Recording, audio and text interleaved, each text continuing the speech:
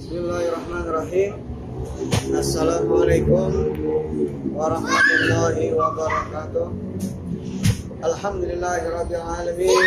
Wassalatu wassalamu ala asyrofil anbiya'i wal mursalin sayyidina wa habibina wa syafiina Rasulillah Muhammad bin Abdullah sallallahu alaihi wasallam wa ala alihi wa sahbihi ajma'in, amma ba'du.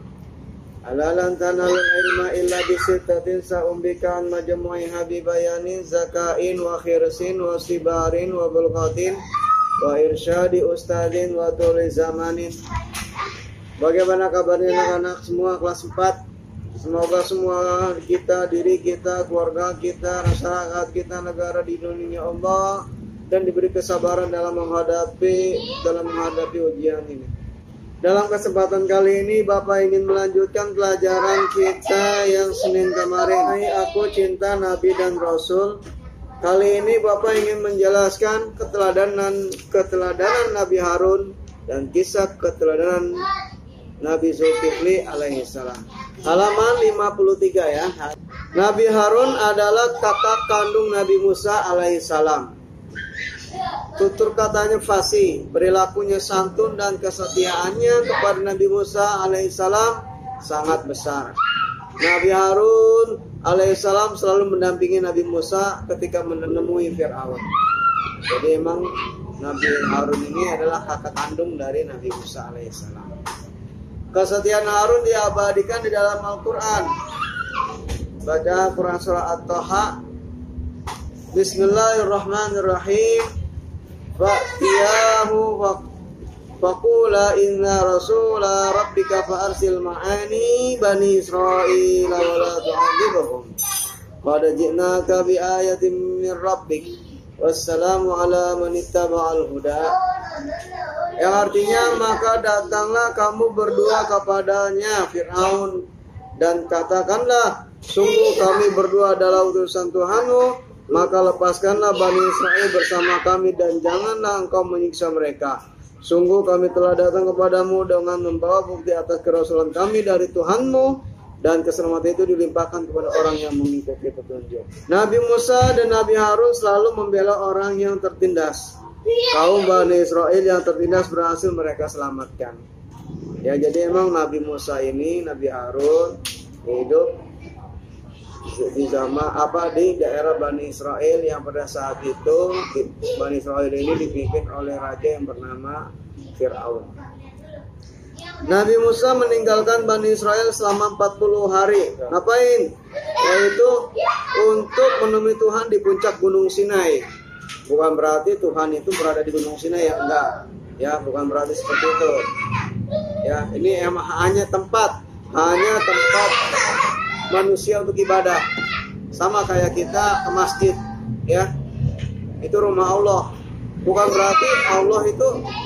berarti masjid itu rumahnya Allah, enggak.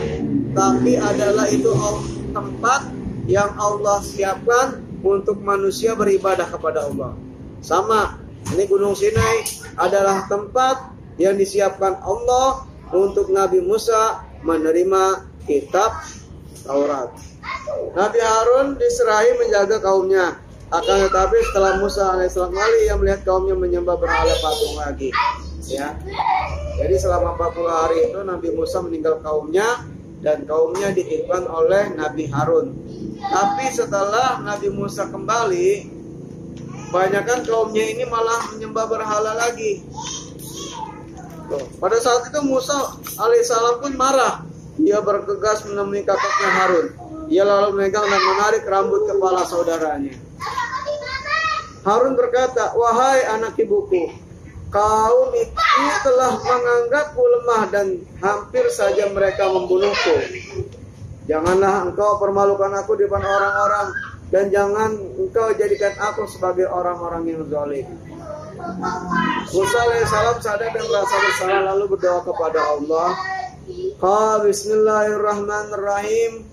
Qala rabbi ighfirli wa li akhi wa adkhilna fi rahmatika wa anta arhamur rahimin. Ya Tuhanku, ampunilah aku dan saudaraku dan masukkanlah kami ke dalam rahmat Engkau, dan Engkau adalah Maha Penyayang dari semua penyayang. Ya, itu kisah Nabi Musa bersama Nabi Harun ya untuk memimpin kaum Bani Israel pada saat itu. Lanjut kita langsung kisah teladan Nabi Zulkifli alaihissalam. Zulkifli nama artinya itu Bashar.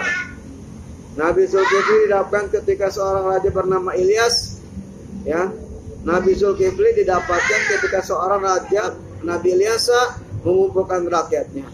Raja itu bertanya, siapakah yang sanggup berlaku sabar jika siang berpuasa dan jika malam beribadah, maka ia akan diangkat menjadi raja. Jadi pada saat itu kerajaan pada saat itu dipimpin oleh Nabi Ilyasa dan yang mempunyai jabatan sebagai raja. Ya. Nabi Ilyasa ini sudah tua dan ingin digantikan, tapi syaratnya itu siangnya puasa, malamnya ibadah. Tak seorang pun berani menyatakan kesanggupannya. Akhirnya anak muda bernama Bashar mengacungkan tangan dan berkata, saya sanggup tuanku. Saat itulah ia dipanggil Zulkifli yang artinya sanggup. Nabi Zulkifli adalah putra Nabi Ayub. Ya, yang sebelumnya kita bahas. Nabi Ayub itu punya anak yang bernama Zulkifli. Ya, yang pada saat itu tidak meninggal. Hanya Nabi Zulkifli saja. Seperti ayahnya, ia juga mempunyai sifat yang sabar dan teguh serta taat beribadah. Nabi Zulkifli kemudian diangkat menjadi raja. Pada masa kepemimpinannya, ia berjanji pada rakyatnya untuk menjadi hakim adil. Di waktu malam ia beribadah dan di waktu siang ia berpuasa. Ia melakukan salat 100 kali dalam sehari. Tidurnya di waktu malam hanya sebentar. Bismillahirrahmanirrahim.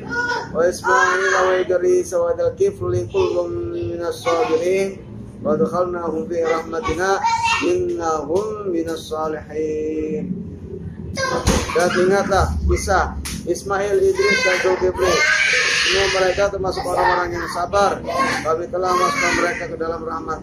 Tapi sesungguhnya mereka termasuk orang-orang yang soleh. Ya, itu saja penjelasannya. Cukup sekian penjelasan dari Bapak. Kurang dan lebihnya Bapak mohon maaf. Billahi taufiq wal hidayah. Assalamualaikum warahmatullahi wabarakatuh.